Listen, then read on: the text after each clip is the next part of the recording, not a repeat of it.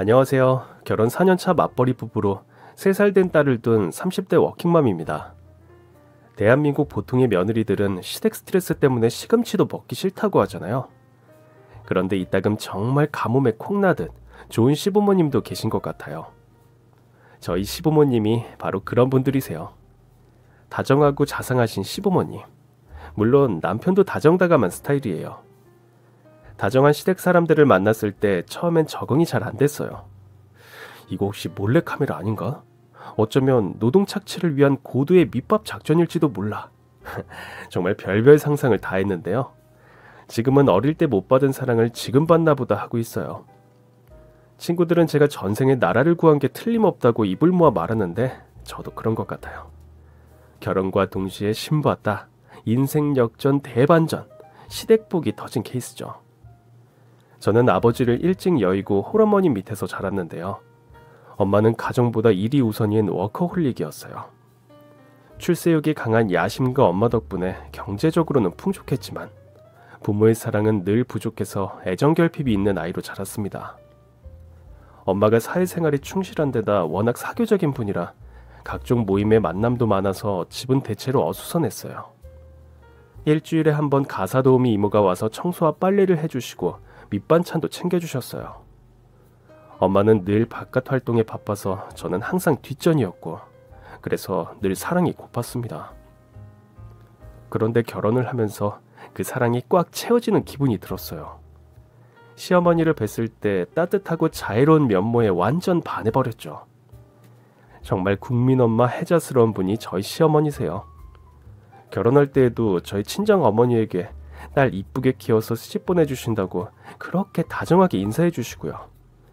예쁜 순금 반지도 남편 몰래 따로 선물해 주셨습니다.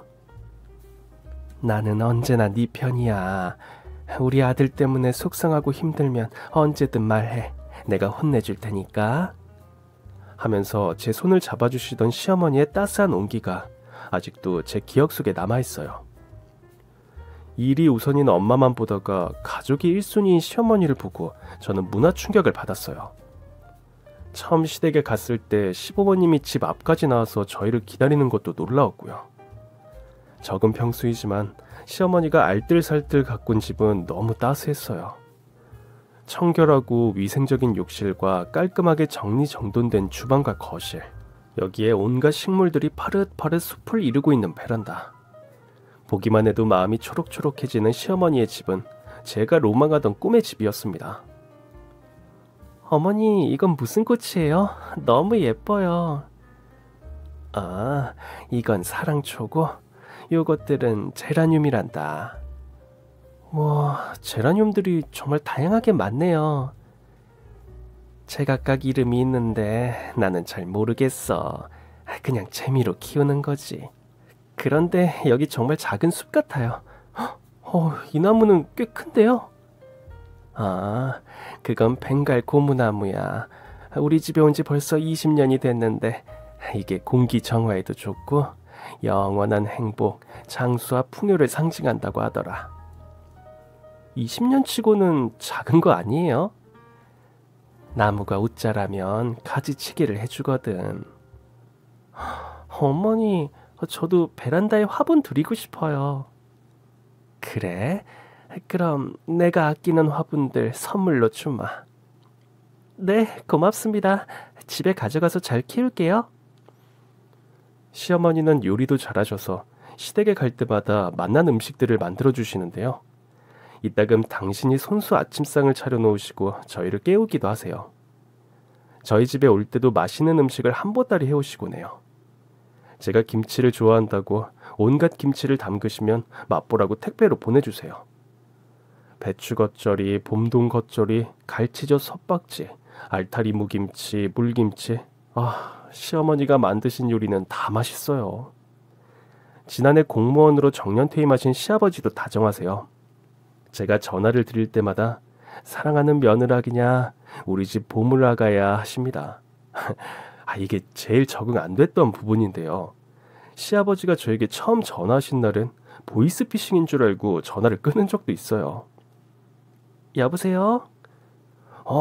사랑하는 며느라가. 그것도 저는 발신 번호를 몇 번이나 확인했어요. 분명 시아버지 번호가 맞는데 하면서 다시 전화를 드렸을 때 시아버지는 호탕하게 웃으며 받아주셨습니다. 아버님, 제가 모르고 아버님 전화를 끊어서 죄송해요. 전 그게 보이스피싱인 줄 알았어요. 뭐? 보이스피싱이라고? 내 목소리가 그렇게 들렸냐? 우리 더 자주 통화해야겠구나. 네, 그래야 할까 봐요. 시부모님이 항상 정답게 저를 불러주시니까 저는 시댁에 매일 전화를 걸게 되더라고요. 어떨 땐 하루에도 몇 번씩 통화를 하기도 해요. 친정엄마한테도 하지 않던 시시콜콜한 일상을 시부모님들에게 이야기하는 제 자신이 누구보다 낯설었지만 제게도 기댈 수 있는 부모님이 생겼다는 사실에 행복했습니다. 저희 시부모님은 굉장히 검소하신데요.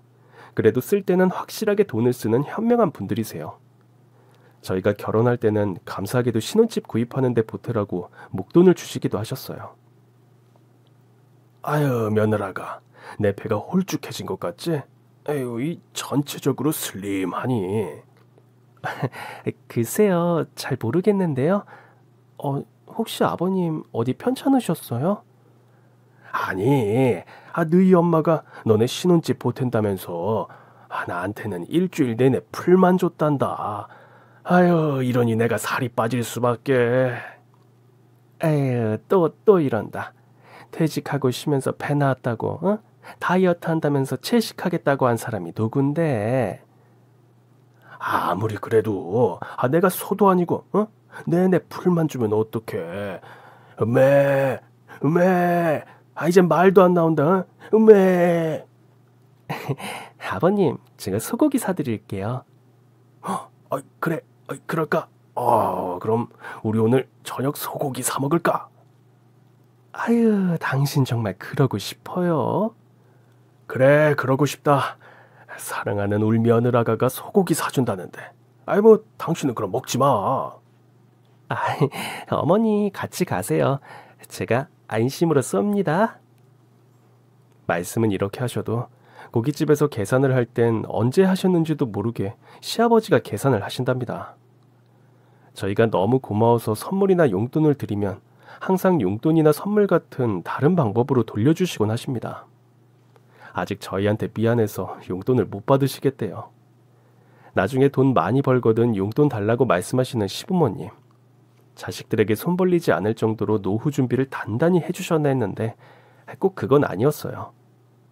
그저 두 분이 무력이 크게 없으세요. 2년 전인가 시할머니가 돌아가시면서 당신을 간병한 시어머니에게 집을 남겨주셨는데요. 시어머니는 그 집을 팔아서 다른 자매 형제들과 똑같이 나누어 가지셨습니다. 그렇게 통 크게 나누시는 시어머니를 보고 저는 정말 큰 어른이시구나 생각했어요. 친척들이 어려우면 쌈짓돈으로 도와주시기도 하고요. 명절 스트레스도 크게 없어요. 오히려 절 챙겨주셔서 몸둘 바를 모르겠어요. 시댁과 친정이 차로 30분 거리인데요. 시댁 왔다가 친정도 들리는데 항상 선물 세트를 준비해서 주십니다. 친정에 그냥 가는 거 아니라고요. 3살 된 딸이 아프거나 제가 직장에 일이 있어서 늦을 때 시어머니는 기꺼이 와서 딸을 잘 봐주세요. 어린 딸도 시어머니를 잘 따르기 때문에 안심이 되고요. 시어머니는 정말 제가 닮고 싶은 분입니다. 물론 시아버지도 같은 결이시라 존경하고요. 이런 좋은 가정 환경에서 자란 다정한 남편과 시부모님을 만나 얼마나 행복한지 모릅니다. 시부모님들이 좋으시니까 신랑도 더 좋아지더라고요. 정말 결혼해서 너무너무 행복한 나날을 보내고 있었는데요. 어느 날 이 행복을 위협하는 먹구름이 갑자기 들이닥쳤습니다. 그건 남편의 하나밖에 없는 남동생, 시동생의 속도 위반이었습니다. 대학을 졸업하고 3년째 취업 준비 중인 시동생은 시부모님에게 경제적으로 의존하는 이른바 캥거루족입니다. 학벌도 좋고 공부도 잘해서 쉽게 취업이 될 거라 기대가 컸는데요. 예상외로 고전을 면치 못했습니다. 제 생각엔 시동생의 허영심 때문인 것 같아요. 웬만한 중소기업이나 구급 공무원은 눈에 차지 않고 오직 대기업을 목표로 준비하니까 취업이 더 힘든 거였죠.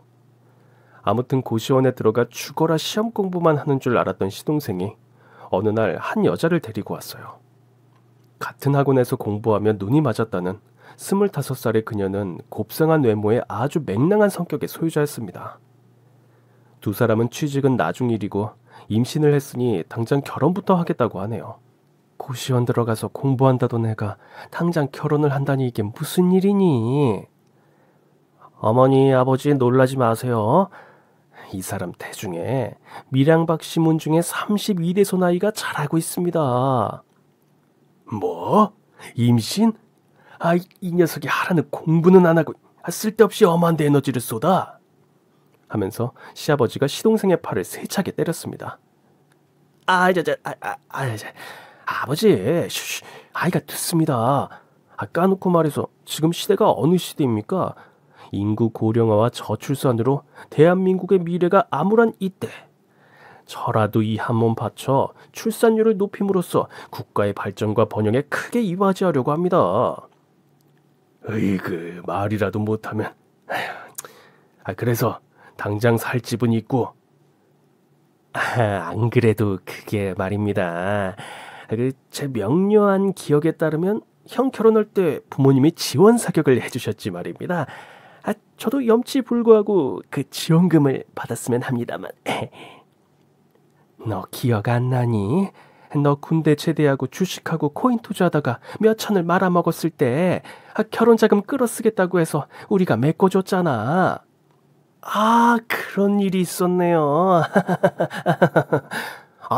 그럼 저희는 어디로 가야죠? 예? 아버지.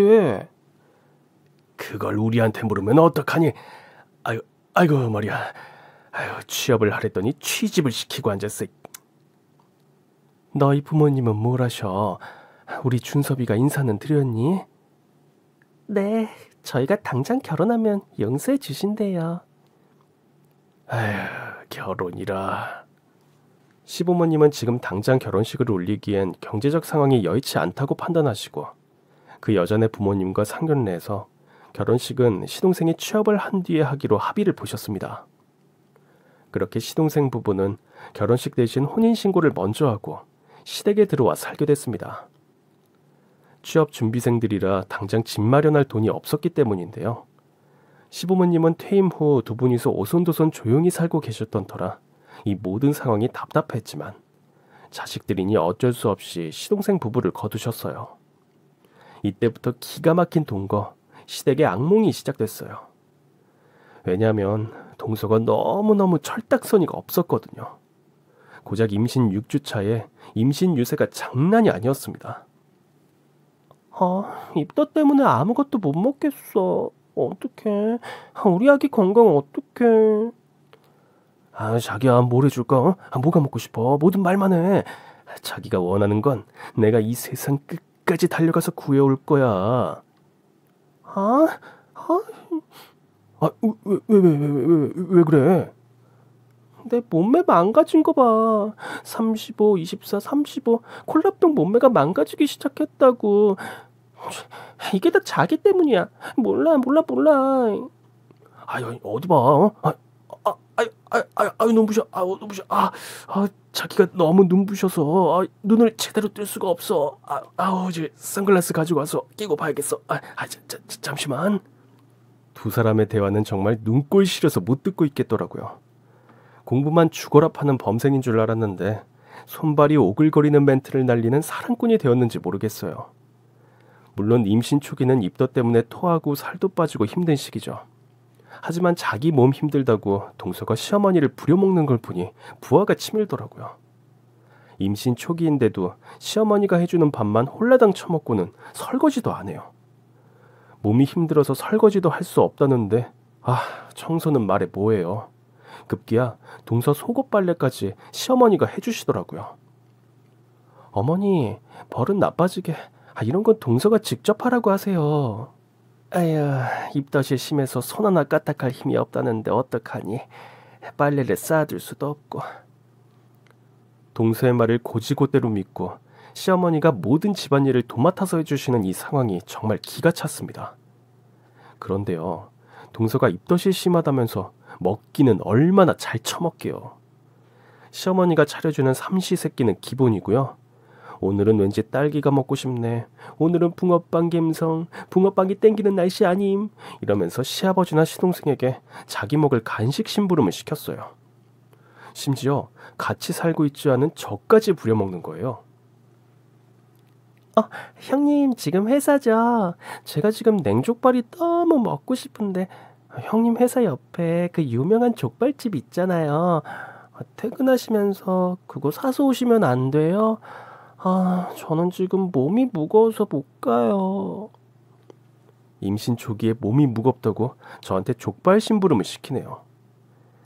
동서가 호들갑을 떠는 걸 보고 있노라면 출산이 내일 모레인 만삭인 줄 착각할 정도였어요.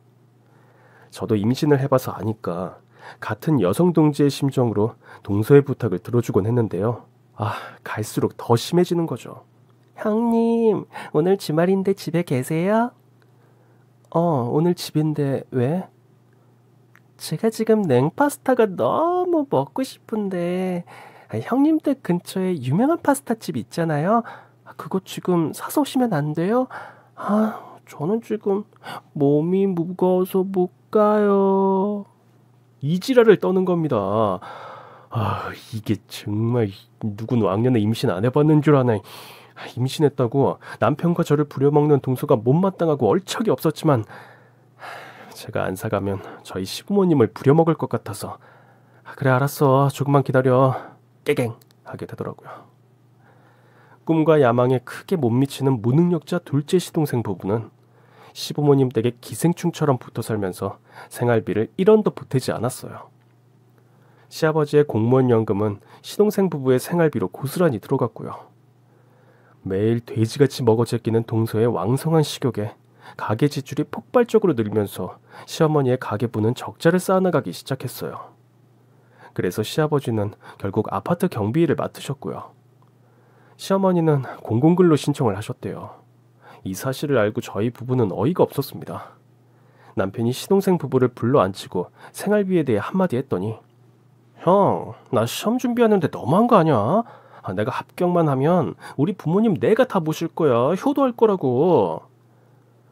그러니까 얼른 자리 잡을 생각을 해. 네가 조금만 눈을 낮추면 대기업 말고도 얼마든지 들어갈 데가 많잖아. 나도 꿈과 야망이 있는 놈이야. 난 한 번 정한 목표 유턴은 없어. 네 꿈도 응원해. 하지만 지금 아버지를 봐. 퇴임하시고 쉬셔야 하는데 다시 경비를 나가시잖아. 에이, 솔직히 할 일 없이 집에서 빈둥빈둥 거리는 것보단 낫지 뭘 그래. 소일거리 삼아 이러면 건강에도 좋고. 형, 내가 해봐서 아는데 오히려 아버지한테 좋을 거야. 그렇게 좋은 거면 너가 해. 너가 뭐든 해서 돈을 벌라고. 하면서 어쩌다 보니 동서와 눈이 마주쳤는데요. 알았어요. 돈 벌면 되잖아요. 근데 지금 임신해서 몸이 무거운데 제가 어떻게 돈을 벌어요? 하면서 자기 방으로 횡하니 들어가 버렸습니다. 그러더니 며칠 뒤 동서가 집에서 할 수 있는 일을 찾았다며 갑자기 유튜버를 시작한다고 선언했습니다. 그것도 입사 시험을 앞둔 시동생과 함께요. 우린 지금부터 유튜버의 길을 걷기로 했습니다. 뭐? 지금까지 공부한 건 어쩌고 취직은 공고가 안 나서 그렇게 기다리던 시험이 4달이라며. 어머니, 의사 검사보다 100만 유튜버가 되고 싶은 이 시대에 한낱 월급쟁이 인생에 더 이상 제 청춘을 바치고 싶지 않습니다. 그런 말은 월급쟁이가 한번 돼보고 하면 안 되겠니? 지금까지 널 뒷바라지한 우린 뭐가 되니? 아버님, 어머님이 요즘 트렌드에 많이 뒤떨어지셔서 모르시는데요. 요즘 애들 장래 희망이 유튜버가 된 지가 언젠데요. 유튜버들이 진짜 떼돈을 벌거든요. 이제 그게 정말이니? 그럼요, 어머니. 저희가 개설한 유튜브 채널에 구독자가 100만이 되잖아요. 그럼 한 달 광고 수익이 3, 4천만 원은 된다고요. 연봉 4억 그냥 찍는다 이겁니다. 어머 세상에, 어떻게 그런 일이 다 있어. 어머니가 모르는 신세계 유튜브 세상, 제가 완전 정복해보겠습니다. 정말 그게 가능한가? 그럼요. 사랑하는 우리 어머니, 그래서 말인데요. 저희가 초기 투자 자금이 좀 딸려서요. 뭐? 돈을 대달라고? 저 그렇게 많이 필요하진 않고요. 유튜버가 되려면 카메라, 편집할 고성능 컴퓨터에 ASMR 마이크 정도는 있어야 하거든요. 뭐? 무슨 마이크? 이게 디테일이 중요해서 작은 소리도 놓치지 않고 왜곡되지 않게 잘 전달해야 하거든요. 자기야, 조명이 진짜 중요하잖아. 슈퍼스타도 조명이 없으면 오죽구리 일반인 되는 거라고. 영화배우도 다 조명빨인 거 알지? 구인 목록에 조명 추가해, 알았지? 들으셨죠, 어머니? 조명에서 고성능 카메라의 영상 편집까지 방송 장비가 절실합니다. 도와주십시오. 라고 하면서 시동생이 꾸벅 절을 하니 어머니는 안쓰러운 마음에 그래 하고 홀라당 넘어가게 되었더랍니다. 그러니까 어머니, 저에게 투자 좀 해주십시오. 제가 먹방으로 돈을 확 쓸어 모으려니까. 시동생은 3년을 잡고 있던 시험 과목 기출 문제집을 내려놓고 나도 유튜브 스타가 될 수 있다. 눈 깜짝할 새 유튜브 크리에이터가 되는 법 같은 유튜브 관련 서적을 독파한 뒤 이어서 영상 편집 도서들을 아주 씹어먹을 듯이 읽고 또 읽었습니다. 그러고는 시어머니의 쌈짓돈을 털며 마련한 방송 장비로 먹방을 야심차게 시작했어요. 자고로 먹방을 하려면 음식이 있어야 하는데 이 음식을 직접 만드는 게 아니더만요. 동서가 짜장면, 짬뽕, 탕수육, 마라탕, 아구찜 같은 배달 음식을 처먹처먹하는 영상을 녹화하면 나중에 시동생이 편집을 하더라고요. 지금까지 영상과는 거리가 멀었던 사람이 하루아침에 편집의 달인이 될 리 만무했죠. 시동생이 버벅거리면서 편집을 하느라 매일 업데이트가 쉽지 않았습니다. 그래도 꼬박 밤을 새워 사흘에 한 번, 이틀에 한 번씩 유튜브 영상이 업데이트 되었고요. 구독자를 늘려야 한다면서 저희 가족은 물론 사돈의 팔촌에게까지 영상을 공유해달라고 하더라고요. 심지어 지인에게 전달하고 공유한 것을 인증샷으로 보내달라면서 끝까지 저희를 괴롭혔습니다. 계획에도 없던 동서의 유튜브 홍보 대사가 된 저희는 그나마 약과에 불과했어요. 심각한 건 동서가 매일 먹방하고 남은 음식을 치우지도 않고 그대로 방에 쌓아둬서 시어머니가 뒷목을 잡고 쓰러지기 일보 직전이 됐다는 겁니다. 본디 집안 살림을 깔끔하고 야무지게 하는 살림꾼이셨기 때문에 성격상 쓰레기를 가만히 보고 앉아있을 수가 없었죠. 결국 동서가 남긴 음식물 쓰레기며 배달 때문에 생긴 일회용 쓰레기 처리까지 오롯이 시어머니의 몫이 됐어요. 나이든 시어머니가 상전보다 더한 며느리를 모시게 된 거죠. 동서는 맹랑하다 못해 싸가지가 바가지였어요. 시어머니가 제 눈앞에서 집안일을 해도 못 본 척, 좀 치우라고 말해도 못 들은 척 나몰라라 하고 자기 방송해야 된다면서 방으로 쏙 들어가기 일쑤였고요. 방에 틀어박혀서 매일 욕설이 난무하는 질 낮은 언행들을 일삼고는 했습니다. 며느리가 이러고 있으니 시부모님은 걱정이 되어 속이 새까맣게 타들어갔습니다. 시아버지는 시어머니를 위로하며 밀린 집안일들을 같이 돕기 시작하셨는데 동서가 남긴 음식물 뒤처리를 하면 할수록 점점 화가 치밀어 오르셨다고 해요. 그래서 시동생 부부를 불러 한마디 하셨대요.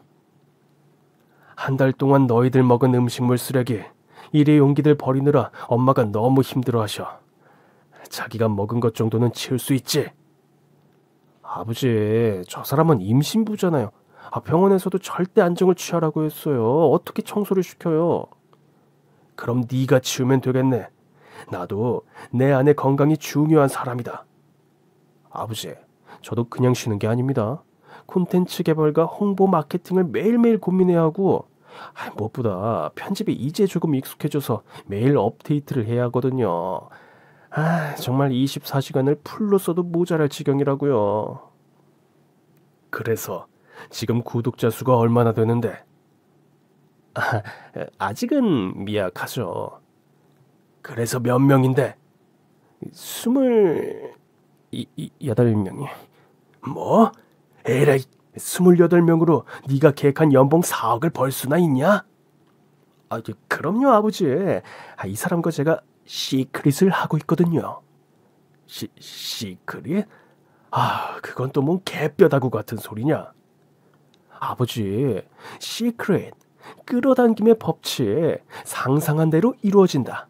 이 베스트셀러를 모르세요? 왜 몰라? 내 말은 갑자기 시크릿이 왜 나오냐고? 아버님, 우리가 부자가 됐다. 연봉 4억 원을 버는 유튜버가 된 것처럼 생각하고 행동하면 이 우주가 그걸 사실로 만들어주려고 움직인다니까요. 동서의 말을 듣고 기가 막힌 시아버지는 에잇 하고 시동생의 머리를 세차게 때렸습니다. 아버지, 이러시면 좋을 게 하나도 없습니다. 무한 우주의 순간에 비칠지라도 지금 중요한 건 꺾이지 않는 마음이라고요. 맞아, 지금부터가 반전. 오히려 좋아, 가보자고. 아이고, 하느님 아버지, 아유, 관세음보살. 실제로 시동생은 자신이 부자가 된 것처럼 살아야 한다며 부자가 된 사람이 쓰거나 인터뷰한 책을 섭렵하기 시작했어요. 부자들이 부를 축적하는 과정에 있었던 성공 요인을 자기한테 접목해서 별별 시도를 다 하고 있었어요. 물론 부자들은 그런 책 따위 읽지 않을 것 같은데 말이죠. 동서는 시크릿 신봉주의자였습니다. 허황된 몽상가와 대책 없는 낙관주의자가 만나 먹방 유튜버라는 환상의 콤비 플레이를 펼치고 있었죠. 무엇보다 연봉 4억을 목표로 자신만만하게 시작했던 유튜브 먹방 조회수가 지지부진한 게 제일 큰 문제였어요. 인기도 없고 유명하지도 않으니 수익보다 나가는 돈이 더 많았죠. 당연하죠. 더럽게 재미없는 방송을 누가 보겠어요? 그런데도 컨텐츠에 대한 고민은 안 하고 패션이 문제다, 장비를 더 바꿔야겠다면서 시아버지의 카드로 흥청망청 사치를 부렸어요. 매일 패션쇼를 하듯이 옷을 바꾸어 입는 통에 동서의 침대는 옷이 이리저리 뒤엉켜 산더미가 되어 있었고요. 새로운 장비로 바꾼 뒤 예전의 장비들도 거실에 나뒹굴기 시작했어요. 급기야 저희 시어머니가 애지중지 가꾸고 돌보는 베란다 식물들. 정글숲을 배경으로 녹화를 하겠다고 덤비다가 시어머니가 몇십 년을 키운 베고니아와 다육이, 벵골 고무나무 화분을 도미노처럼 와장창 깨뜨리고 말았어요. 그런데 이 동서가 한다는 말이 어머니, 얘들도 새집이 필요한 듯. 지금 중요한 건 긍정 마인드. 오히려 좋아. 네? 시어머니는 참다 동서를 불러서 찬찬히 좋게 타일렀지만 동서는 콧방귀도 끼지 않았다고 하네요.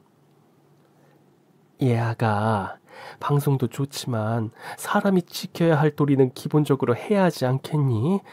매일 밥하라는 것도 아니고 그냥 네가 먹은 건 네가 좀 치웠으면 좋겠어. Yep, I got it. 알겠어요, 어머니. No problem. 그깟 쓰레기 치우는 게 뭐 그렇게 힘들다고요. 어머니도 참 의외로 생색 잘 내시네요. 생색? 얘가 정말... 아무튼 앞으로 음식물 쓰레기는 네가 치우는 걸로 알겠다. 근데요, 어머니, 제가 이번에 컨텐츠를 리뉴얼 해볼까 하거든요. 그건 또 뭔데? 생각해보니까 배달 음식은 너무 흔하잖아요. 개나 소나 다 하는 게 먹방인데 뭔가 특화된 콘텐츠가 필요하다 이거죠. 그래서 생각한 건데 태교 음식 어때요? 태교 음식? 제가 임신부인 걸 극대화해서요.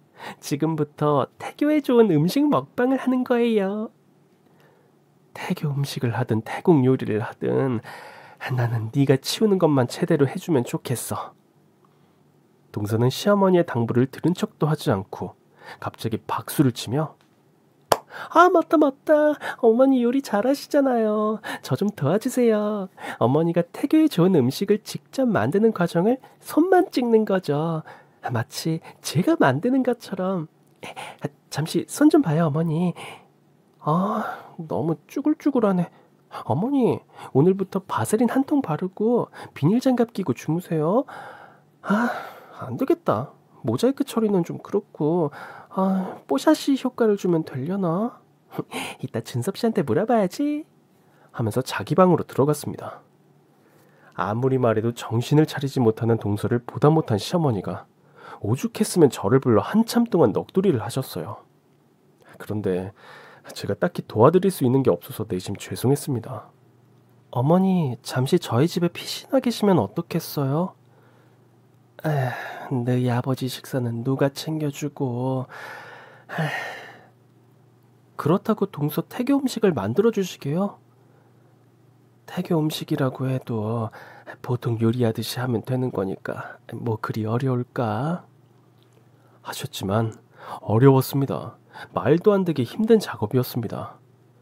먹음직스럽게 나오지 않아서 다시 찍고 녹화 버튼을 안 눌러서 또다시 찍고 같은 과정을 무한 반복하면서 시어머니는 기진맥진, 날이 갈수록 눈 밑엔 다크서클이 점점 짙어지고 얼굴은 눈에 띄게 수척해지셨어요. 시아버지도 덩달아 점점 야이어져 가던 중에 반가운 손님이 시댁을 방문하셨습니다. 시아버지의 큰 누나, 시고모님이셨는데요. 1년에 한 번은 병원 검진 때문에 꼭 서울을 방문하셨어요. 시아버지와 띠동갑인 시고모님은 시아버지에겐 어머니 같은 분이셨어요. 그래서 평소 시고모님의 방문을 몹시 반기셨어요. 시고모님은 보기엔 왜소하고 허리도 조금 굽은 분이셨는데 경상도 분이라 입이 아주 걸걸한 여장부셨어요. 이런 시고모님이 오셨으니 어땠겠어요. 집안 꼴이 어수선한 걸 본 시고모님은 바로 시아버지 내외를 불러앉혀서 물어보셨죠. 집은 폭격 맞은 것 멘치 흉물스럽고 너희들 얼굴은 와 이렇게 사갔노? 이게 무슨 일이고? 하면서 묻자 시어머니는 참았던 눈물을 터뜨렸습니다. 시부모님의 이야기를 들은 시고모님은 머리 끝까지 화가 나서 저까지 부르셨어요. 저는 우리 집 대표로 시고모님 앞에 앉게 되었고 시고모님은 동서의 일을 꼬치꼬치 캐물으셨어요. 어쩌겠어요. 저도 지금까지 봐왔던 것을 있는 그대로 한치의 가감없는 동서의 만행을 이실직고 했죠. 시고모가 왔든 말든 제가 있든 말든 동서는 여전히 방송하느라 정신이 없었어요. 평소에도 틈만 나면 휴대폰을 잡고 앉아서 구독자 수와 조회수가 올랐나 확인한다고 주변에 무관심한 사람이었는데요. 그날따라 시동생 부부는 몇 명 되지도 않는 구독자를 위해 라이브 방송을 한다고 방구석에 처박혀 있었어요. 시고모님이 동서가 방송 중인 방의 문을 화들짝 열고 들어서자마자 불세출에 쌍욕을 시전했습니다. 아이고 이 망할 쌍것들이 쌍으로 뭐한다고 방구석에 쳐들어 앉아서 지랄뱅이고 지랄뱅이. 어른이 왔는데 쌍판떼기 빳빳이 쳐들고 꼬라보면 어쩔긴데. 와 뭐 어쩌라고. 니 썩은 동생 눈깔이 쭉 빼서 저글링 하다가 먹물을 쭉 뽑아줄까. 좋은 말 할 때 눈 깔아라. 이 철딱선이 없는 호로 잡것들아. 시고모님이 쌍욕을 경상도 사투리로 찰지게 쏟아붓자 동서는 당황해서 어쩔 줄을 몰라 했습니다. 누구세요? 큰거모. 시동생이 놀라서 시고모님을 부르며 양해를 구했습니다. 나중에 이야기해요. 나중에. 지금 방송 중이에요. 방송? 님이 뻥이다. 어디서 글뱅이 같은 년이 들어와서 이놈의 집구석을 시궁창 쓰레기통으로 만들고 있어. 이 봐라 여기 먹다가 네가 처먹고 뱉어놓은 음식 쪼가리가 여기 천지 빽거리다. 아이고 들어보라. 아침 현상땡이 꾸밀 줄만 알았지. 집구석은 개판 5분 전이네. 동네 사람들 여기 좀 보소. 방구석에 먹다 뱉은 음식 좀 보소. 하면서 동서가 뱉어놓은 음식물을 들어보였습니다. 그 모습을 본 동서가 기겁을 하기는커녕 방송 중이거나 말거나 할머니한테 대들기 시작했어요. 할머니, 아니 고모님 지금 뭐 하시는 거예요? 고모님이 뭔데 이래라 저래라 하시는 거냐고요? 그리고 지금 방송하는 거 안 보이세요? 아무리 어른이라 해도 함부로 이러시면 안 되죠. 얼른 나가주세요. 에라이 미친년아. 네 주둥아리를 확 찢어볼까? 아니면 오버로크 와다다 쳐줄까? 좋은 말 할 때 이거 다 안 처먹을 거가. 싹싹 핥아서 다 처먹으라. 하면서 남은 음식을 동서 입에 들이밀었습니다. 안 먹는다니까 왜 이래? 진짜 무식하게. 무식? 내가 아무리 배운 게 없는 일자 무식증이라도 부모 공경할 줄은 안다. 대학 나와서 많이 쳐 배운 것들이 부모 등골 빼먹으면서 이게 뭐하는 짓이고 이게. 부모 얼굴이 메주처럼 누렇게 둥둥 뜨가 있는데 무슨 지랄뱅이 방송이냔 말이다. 아니다. 시베리아 벌판에서 얼어 죽을 년처럼 입고 있는 정신 나간 니랑 무슨 말을 하겠노. 준섭이 이 자식 거기서 멀뚱멀뚱 뭐하고 섰노? 어? 귓구녕에 말뚝을 쳐박았나? 얼른 안 나올래? 어? 니는 내한테 좀 맞자. 에이. 시고모님이 손가락을 우두둑 우두둑 소리를 내며 시동생에게 다가갔습니다. 내가 다른 건 몰라도 내 동생 괴롭히는 잡것들은 절대 못 본다. 내가 오늘 이것들을 쌍으로 아주 아작을 내줄 기다. 이 쌍도라의 미친놈들아. 하면서 시동생의 등짝을 비오는 날 먼지나게 미친 듯이 때렸습니다. 큰고모, 제발 진정하세요. 니 같으면 이 꼴을 보고 진정하게 생겼나? 에이! 하면서 동서가 침대에 쌓아둔 옷과 액세서리들을 한 보따리 들고 와서 동서 머리에 쏟아붓듯이 던졌습니다. 이 옷들 싹 다 안 치우나? 1시간 뒤에 내 눈에 보이는 네 옷들 내가 싹 다 불사질라니까. 뭐 필요 없으면 여기 놔두고. 여봐라 기섭이엠이야. 여기 성냥 없냐? 여기에 좀 들고 온나?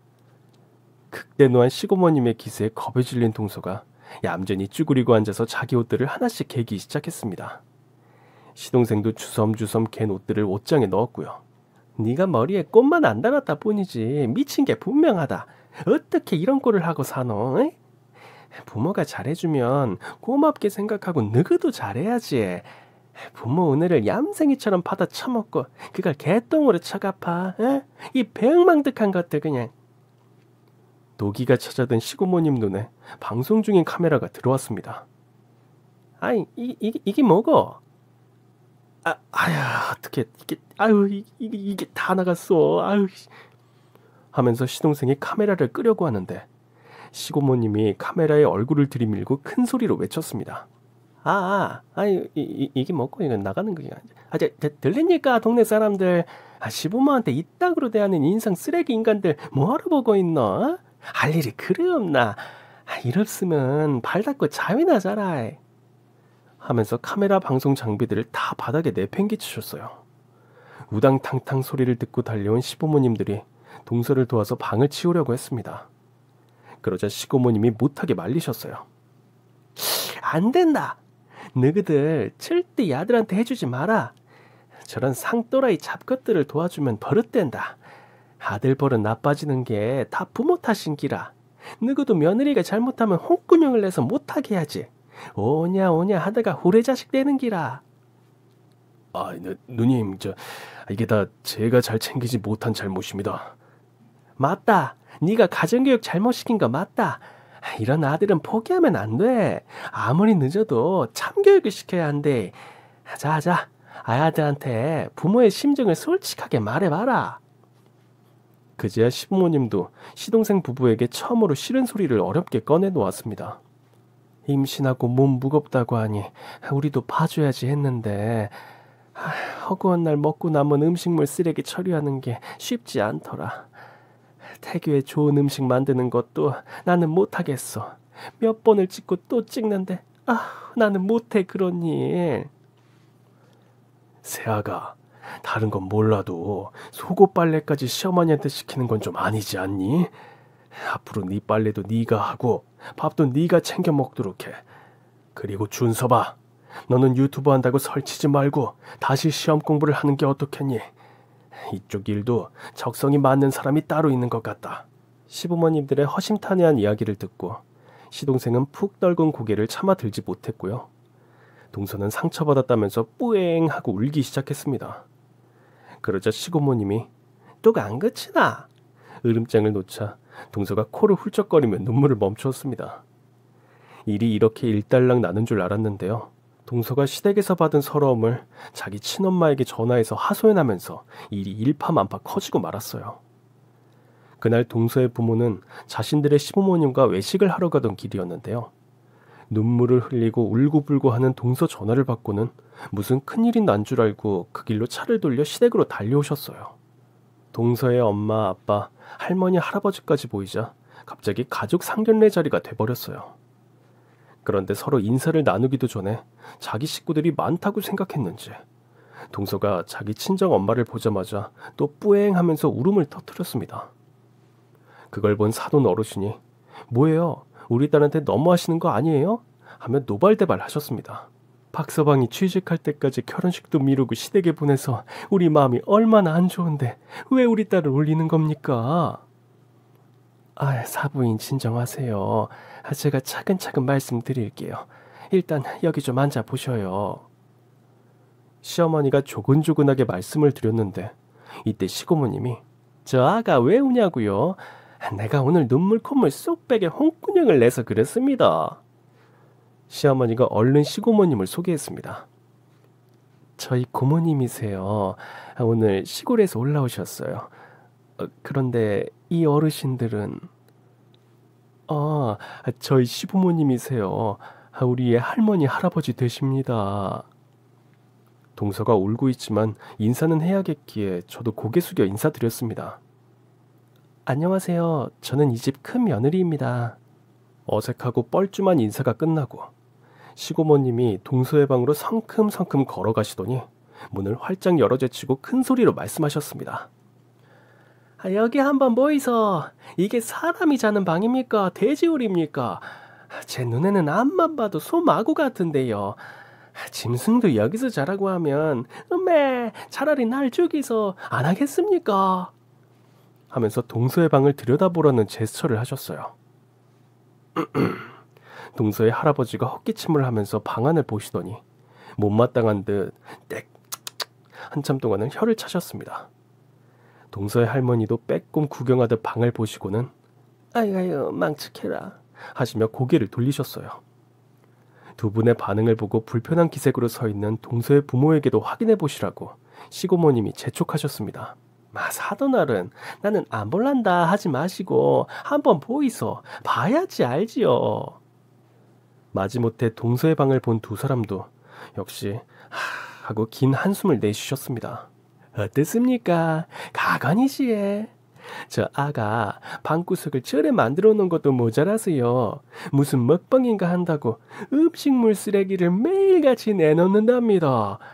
먹다 남긴 것만 아니고 먹다가 뱉은 것도 있다고 안 합니까? 혼자 더러운 짓은 다 하고 청소는 다 시어머니한테 시키는 게 저 아이라요. 게다가요, 돈도 없으면서 방송 장비 사고 맨날 첫날 옷에 입고 지 얼굴 꾸민다고 카드값이 얼마인 줄 압니까? 이 돈 갚는다고 저가 부모가 경비서고 공공근로까지 나갑니다. 우리 동생 공무원 퇴임하고 연금 받으면서 노는 편안하게 보낼 줄 알았거든요. 근데 이게 뭡니까 얘? 사돈어른, 아까 그러시대 얘. 우리가 너무한다고 얘. 에? 이게 너무하는 겁니까? 아가 삐딱하게 잘못된 길로 가고 행동그지 안 발라고 그래서 혼나고 바르게 가라고 가르치는 게 잘못입니까 얘? 대답 좀 해보이소. 시고모님의 말씀을 다 들은 동서의 할머니와 할아버지는 크게 수긍하시고 동서의 부모를 나무라셨습니다. 니들은 가정교육을 어떻게 시킨 거고? 안에서 새는 바가지 밖에서도 샌다더만. 아이고 남세스러워서 원. 동서와 그 부모는 잘못한 게 없다고 억울했습니다. 할아버지, 저 임신해서 몸이 무겁단 말이에요. 입덧도 심해서 밥 먹기도 힘들고 조금만 일해도 지쳐서 저 한참 누워있어야 해요. 체력이 저질인 걸 어떡하라고요. 그래요 아버님. 아무리 애가 방을 좀 어지럽히고 청소를 안 한다고 해서 이렇게 나무랄 일인가요? 임신한 애를요. 태교에 얼마나 나쁘겠어요. 동서의 할아버지가 머리를 숙이며 사과하셨습니다. 이 모든 게 다 제 불찰입니다. 사돈, 제 손녀가 이 집안에 와서 무리를 일으킨 것에 대해서 제가 어떻게 사죄의 말씀을 드려야 할지 모르겠습니다. 부디 불초한 제 손녀의 우매한 행동을 너그러이 용서해 주십시오. 깍듯한 사죄에 저희 모두 고개를 같이 숙이게 됐습니다. 절로 고개가 숙여졌습니다. 사돈어른이 그렇게 말씀해 주시니 저야 감사하지요. 이게 다 같은 식구니까 이러는 거 아니겠습니까? 제 식구니까 바르게 살라고 하는 거지. 그래서 말씀입니다만 제 본가가 안동에 있습니다. 한때나마 안동 지역의 유림 대표를 역임한 바 있습니다. 그래서 도산 서원 선비문화수련원에서 저 아이들을 가르쳤으면 하는데 어떠신지요? 물론 어린 새싹부터 올곧게 키워야 장래 커서도 올곧은 제목으로 성장했을 터이지만 늦었다고 손 놓고 있을 수야 없지요. 제게 아이들 교육을 맡겨주실 수 있으신지요? 아이고, 사돈 어르신 말씀에서 선비의 고매한 기품이 느껴지네요. 좋지요. 좋다 마다요. 우리 아이들 예절 교육 잘 부탁드립니다. 그럼 제가 주소와 연락처를 남겨놓고 가겠습니다. 하시면서 명함을 꺼내어 시동생에게 건네셨어요. 자네는 내일 당장 자네 처와 함께 안동으로 내려오게 하면서 인사를 하시고는 가족들을 데리고 가셨습니다. 엄청난 선비 포스를 풍기며 다녀가신 그분을 보면서 짐작은 했지만 알고 보니 동서 집안이 안동에 명망 있는 선비 가문이라고 하네요. 그런 집안의 손녀가 망나니 짓을 하니 할아버지가 가만히 있을 수 없으셨겠죠. 시고모님은 끝까지 남으셔서 시동생 부부가 안동에 예절 교육을 받으러 떠나기 전에 자기 방 청소를 깨끗하게 해놓고 가도록 하셨어요. 시고모님의 참 잘했어요 도장을 받은 뒤에 시동생 부부는 안동으로 떠났답니다. 졸지에 나이 먹고 가정교육을 다시 받기 시작하게 된 동서 내외는 매일같이 시부모에게 전화와서 잘못했다며 빈다고 합니다. 어머니, 여기 너무너무 불편해요. 온수도 안 나와서 세수하기도 힘들어요. 군불 떼서 가마솥에 물을 끓여서 쓴다고요. 어머니, 청학동도 아닌데 할아버지 할머니가 엄하게 예절 교육을 시키세요. 저희들 불러주시면 안 돼요? 하소연하지만 시어머니는 냉정하게 끊어내셨습니다. 시고모님이 저것들 집에 들이면 너 내 손에 죽을 줄 알라고 으름장을 놓으시고 시골로 내려가셨거든요. 유튜버로 40억을 벌겠다며 호언장담하던 동서 내외는 호랑이 훈장 출신의 할아버지와 할머니 밑에서 조선시대 저리 가라 하는 교육을 100일 동안 받아야 했어요. 새벽 5시에 기상, 1시간 명상한 뒤 부근 야산을 산책하거나 체조하는 것으로 일과를 시작하고요. 운동하고 돌아와서는 방과 마당을 청소하고 식사를 마친 뒤에 각종 고전 강의, 생활예절 교육을 취침 시간인 밤 10시까지 짜여진 시간표대를 따라 풀코스로 받았다고 합니다. 시부모님이 더 이상 받아주지 않으니 저한테까지 전화를 해서 용서를 구하며 귀환시켜달라고 애원을 하더군요. 형님, 부모님 말씀을 잘 듣지 않고 말썽 부린 거 정말 후회해요. 이제 불규칙적인 생활을 멈추고 이곳에서 배운 대로 규칙적인 생활을 하겠습니다. 그러니 제발 저희 좀 올라가게 해주시면 안 돼요? 동서 임신했으니까 할아버지가 봐주지 않으셔? 저희 할아버지는 얄짤 없어요. 남아있는 중천금이라고 한 번 뱉은 말을 절대 지키는 분이세요. 형님, 오늘도 붓글씨로 사서삼경 베껴 쓰고 점심엔 뒷간 청소도 했어요. 여기 뒷간은 정말 푸세식이란 말이에요. 동서, 그런 말이야. 내가 한 가지 비법을 알려줄까? 네, 형님. 그게 뭘까요? 시크릿을 해봐. 지금 내 방 침대에 누워서 편히 쉬고 있다 상상하고 이루어졌다고 생각하면 되지. 끌어당김의 마법이라며 온 세포가 받아들일 때까지 상상해 보라고. 네? 벌써 열흘 지났으니 이제 석 달만 버티면 되겠네. 석 달 잘해봐. 파이팅. 아, 맞다. 동서, 지금 중요한 건 뭐다? 꺾이지 않는 마음, 쓰고 부모님에 대한 효도, 스승님에 대한 공경, 우더른에 대한 예의범절, 형제 간의 우애, 친구 간의 우정 등 그야말로 인의예지신 교육을 야무지게 받은 동서내외는 어떻게 변했을까요? 시부모의 고생은 안중에도 없이 자기밖에 몰랐던 철부지 동서와 허무맹랑한 것에 사로잡혀 일확천금을 노렸던 시동생이 할아버지의 참교육을 제대로 받고 제대로 된 인성으로 돌아오길 기대합니다. 동서내외가 없으니 이제야 살 것 같다는 시부모님은 이제 저와 통화할 때도 다시 예전의 밝은 목소리를 되찾으셨습니다. 시댁도 시어머니가 쓸고 닦아서 윤이 반질반질 나던 그 예전 집의 따스함과 초록초록 싱그러움을 되찾았어요. 정말 단 한 사람이 새로 들어왔을 뿐인데 행복했던 보금자리가 하루아침에 쓰레기장이 되는 걸 목격했네요. 정말 사람을 잘 들여야 하고 무례한 인간들을 참교육을 시켜야 한다는 것도 알았습니다. 그럼 지금까지 제 사연을 들어주셔서 감사합니다.